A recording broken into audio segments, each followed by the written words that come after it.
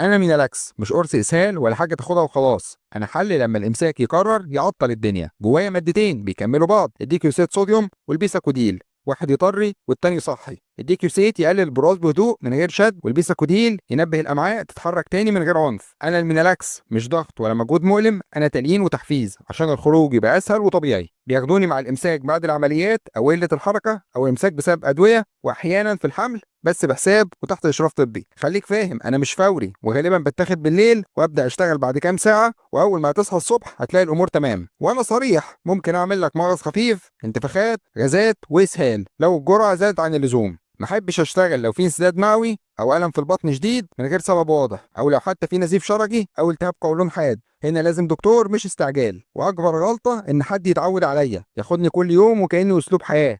الاستخدام الطويل بيكسل الامعاء ويزود المشكله اكتر. انا مينالاكس حل مؤقت مش عاده، لو اتخذت صح وفي الوقت الصح هريحك من الامساك من غير تعب، ولكن لو اتخذت غلط الامعاء اول واحده هتشتكي مني. لو عجبتك الحلقه متنساش تعمل لايك، تشترك في القناه وتفعل زر الجرس عشان يوصل لك كل جديد.